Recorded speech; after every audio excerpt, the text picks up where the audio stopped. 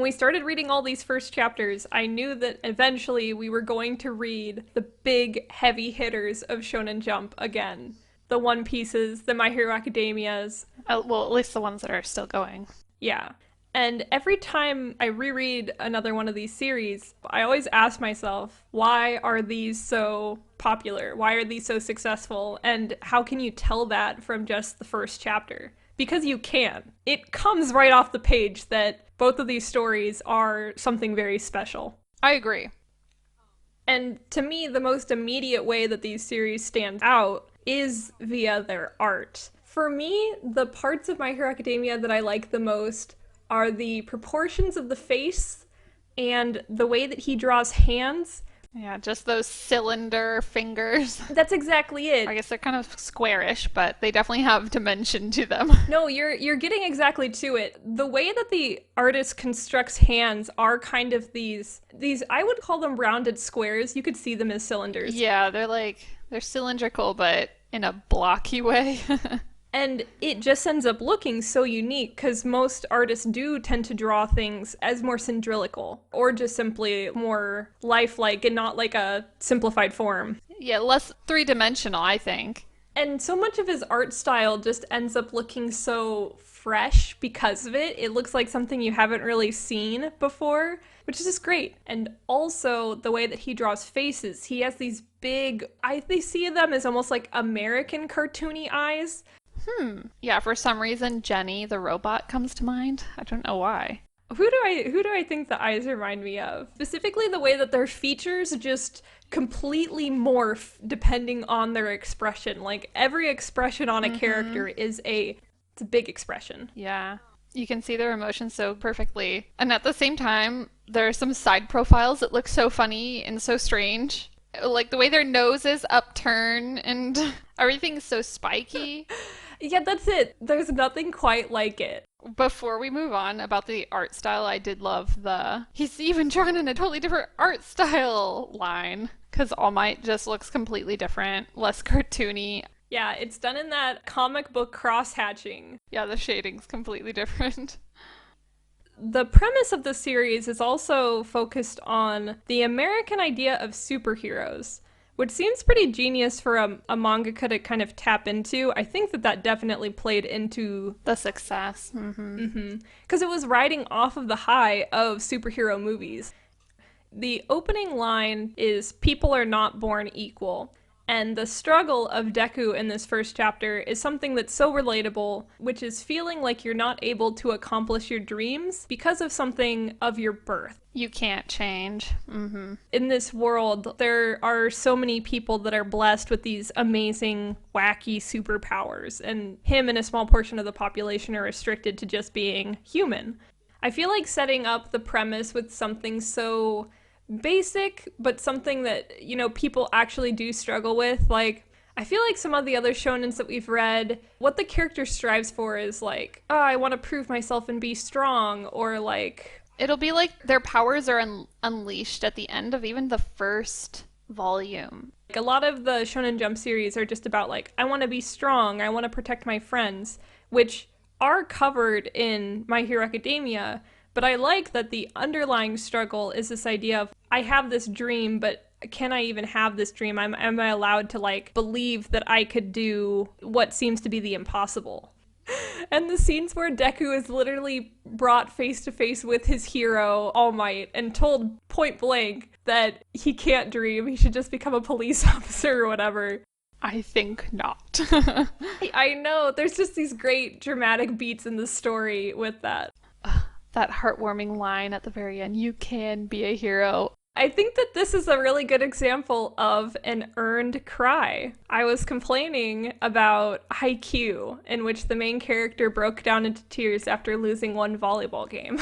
But this is his hero who he's looked up to his whole life, reaffirming his dream. Yeah, it's a lot. He didn't just lose a match.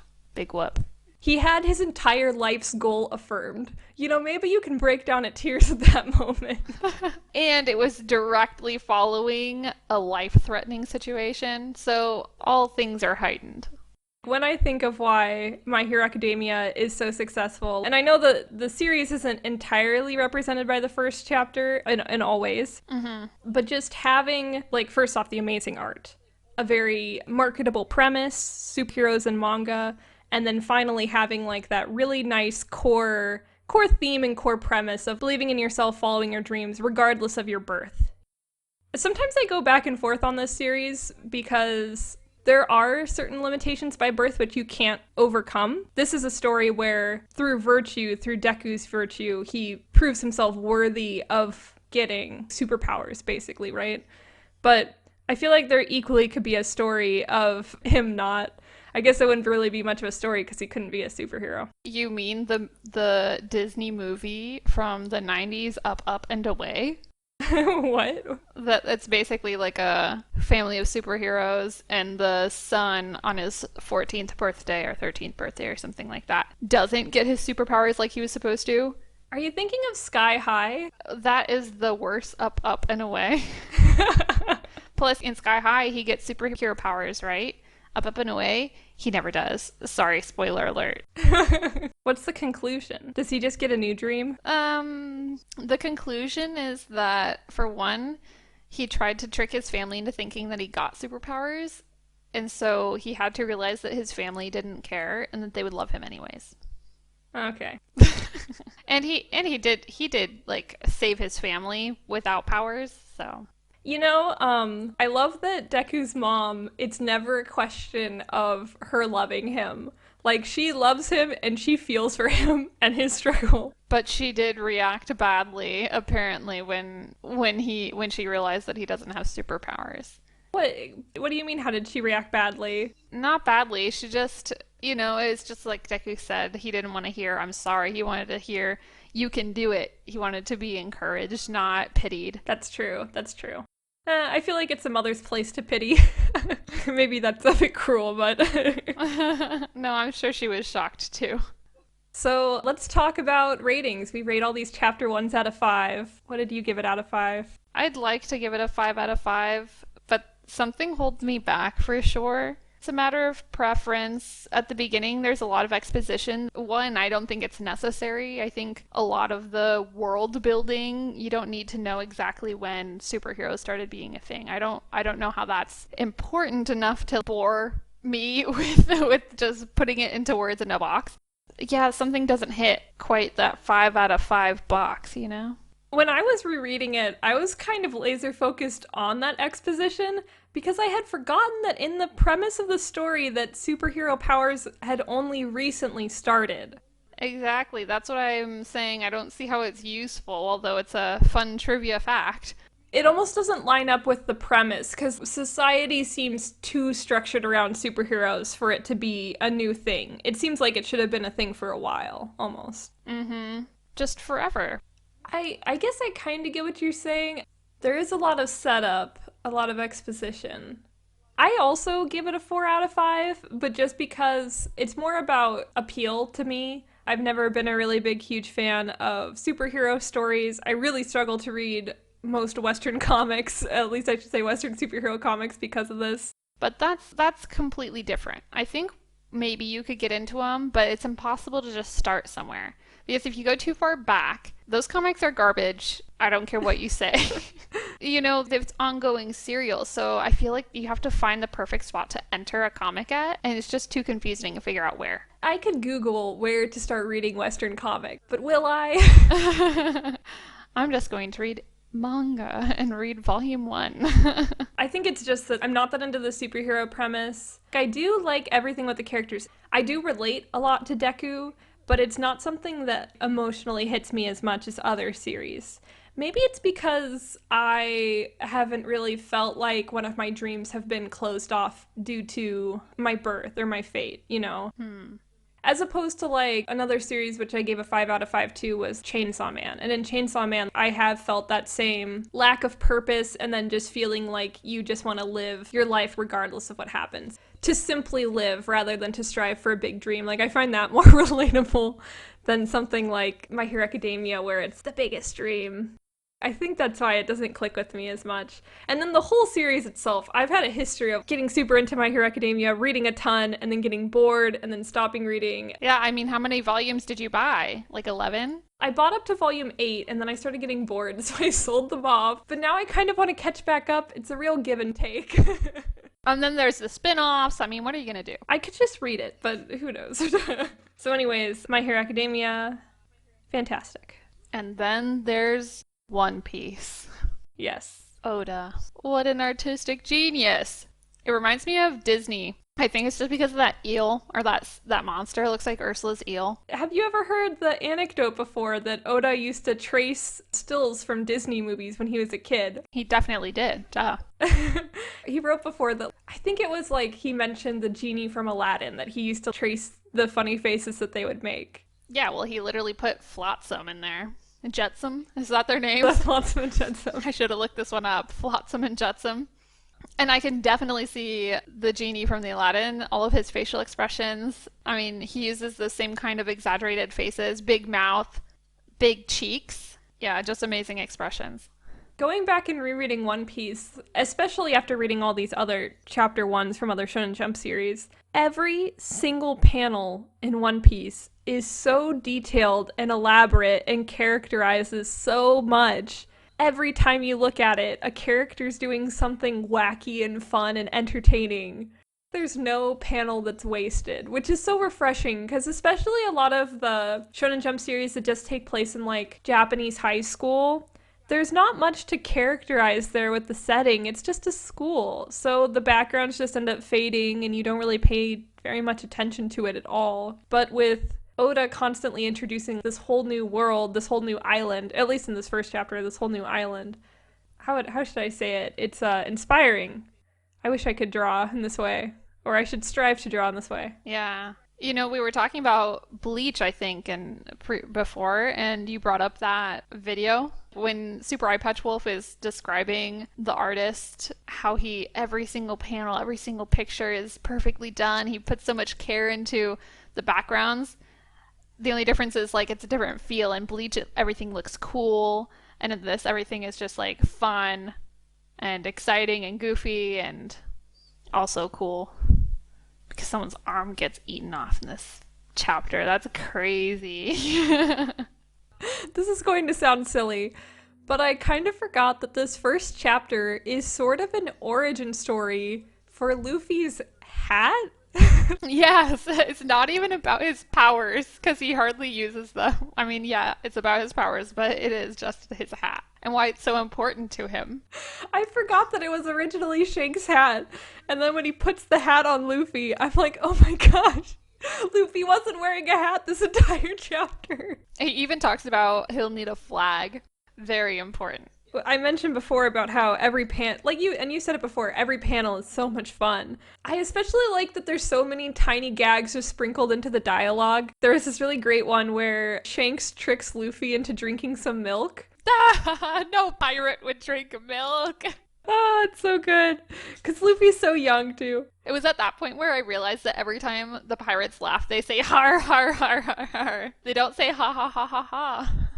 So there's so many fun scenes with the pirates, right? But when the mountain bandits show up, who are the villains of this first chapter, then this great sense of danger. He does a good job of making it tense, too, huh? So there's, like, the fun, the tension, and then finally, like, you think these mountain bandits are such bad guys, but when Shanks' pirates start defending themselves, specifically the scene of when one of Shanks' pirates shoots, yeah, with chicken in his mouth. Exactly, yeah, he's chomping on that chicken, and he just shoots a guy.